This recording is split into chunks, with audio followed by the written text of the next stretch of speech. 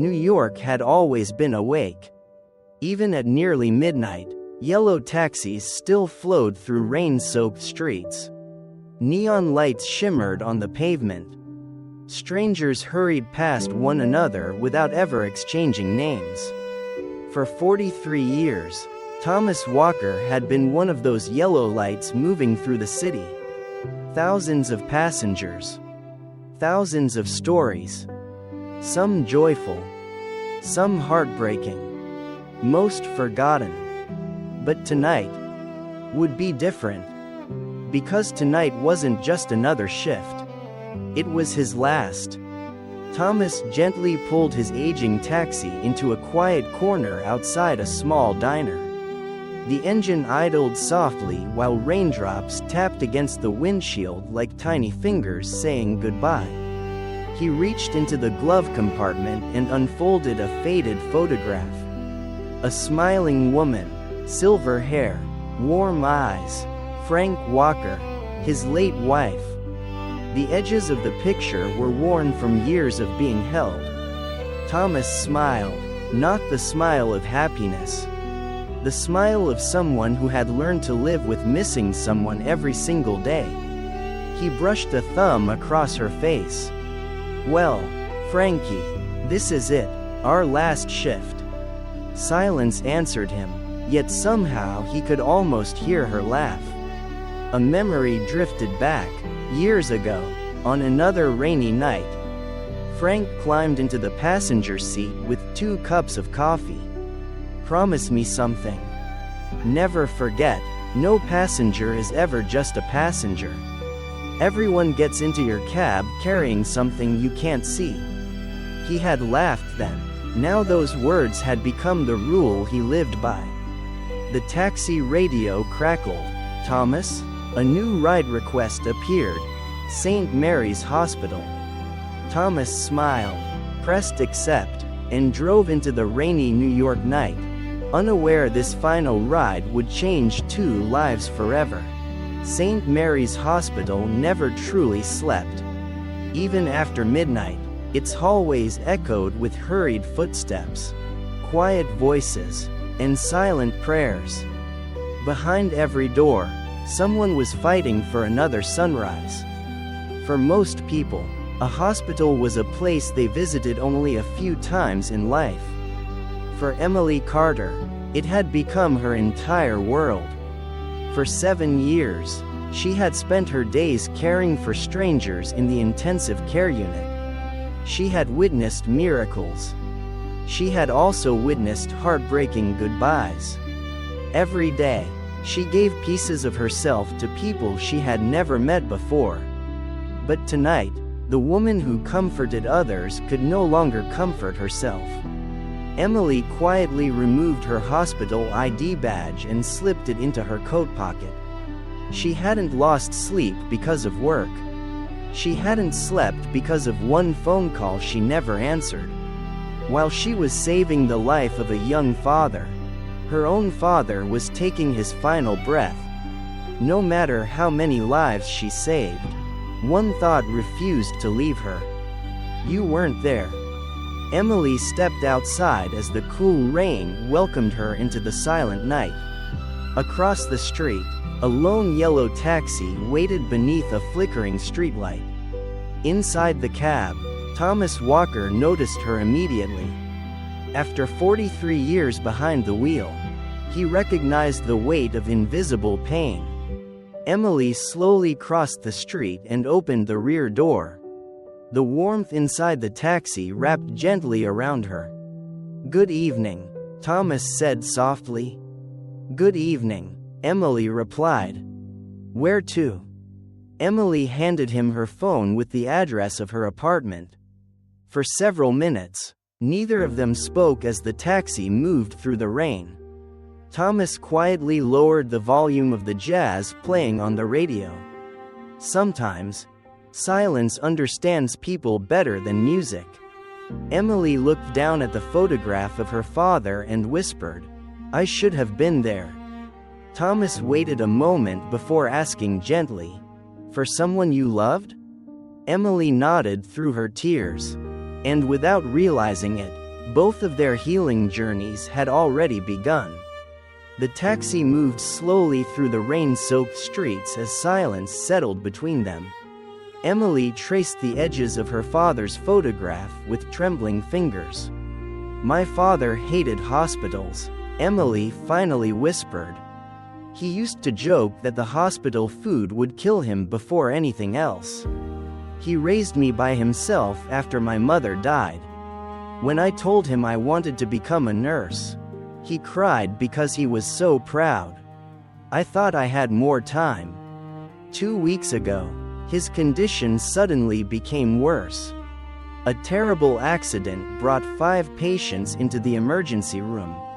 One of them was a young father, and we fought for nearly 40 minutes to save his life. When I finally checked my phone, there were 3 missed calls. While we were celebrating saving one father, my own father had already died. No matter what people tell me, I still believe I should have been there." Thomas spoke softly. "I know exactly how that feels. When my wife Frank became sick, I kept telling myself there would always be more time. One evening she called me while I was driving. I looked at her name on my phone and thought, I'll call her back in 10 minutes. I accepted one more ride, then another, and another. When I finally got home, the ambulance was already there. For years, I blamed myself for every decision I made that night. I believed guilt was the price I had to pay for loving her." Emily listened without saying a word. "Then one day I realized, guilt doesn't honor the people we love. It only steals the life they wanted us to keep living. I asked myself if Frank would ever want me to spend the rest of my life punishing myself. The answer was no. She would have wanted me to keep living, to keep loving, and to keep smiling." Thomas looked at Emily and said, "I think your father would want the same for you." Outside, the rain began to fade as the city lights shimmered across the wet streets. Moonlight slowly broke through the clouds, filling the taxi with a gentle glow. For the first time since her father's death, Emily allowed herself to imagine a future beyond regret. Sometimes, hope doesn't arrive all at once. It enters quietly through the smallest crack in a broken heart. The rain had almost stopped, leaving New York wrapped in a quiet, gentle calm. Inside the taxi, the silence no longer felt heavy. It felt safe. 2 strangers carrying broken hearts were no longer strangers at all. Emily finally asked, "Can I ask you something?" Thomas smiled gently. "Of course." "Do you still miss her?" Emily asked softly. Thomas let out a quiet laugh before answering. "Every single day. I thought maybe one day the pain would simply disappear," Emily whispered. Thomas shook his head. "No, it changes, but it never truly disappears. Sometimes a song, a familiar place, or a simple memory brings them back beside you." Emily listened carefully, hanging on every word. "People say time heals everything, but I've never believed that. Time doesn't heal us. Love does. Time only gives love room to become something different." Emily quietly repeated, "It becomes something different. I can no longer hold Frank's hand. But every kindness she taught me, I can still pass on. I can no longer hear her voice. But every lesson she gave me, I can still share. I can no longer see her smile. But I can become the reason someone else smiles." Something inside Emily slowly began to let go of its pain. Thomas gently asked, "What did your father teach you?" Emily smiled through her tears. "He taught me never to give up. He always said, 'Finish what you started.' And when I wanted to quit nursing school, he reminded me to be one of the people who stays." Thomas smiled. "He sounds like a wise man." Emily whispered, "I never thanked him enough." Thomas replied softly, "Becoming the woman he believed you could be was already your thank you." For the first time, Emily remembered her father's laughter instead of his final moments. And little by little, those memories no longer broke her heart, they began to heal it. The taxi slowly entered Emily's quiet neighborhood as the rain finally came to an end. Her apartment building appeared through the mist, no longer feeling quite as lonely. Thomas gently pulled the taxi to the curb and the journey came to a stop.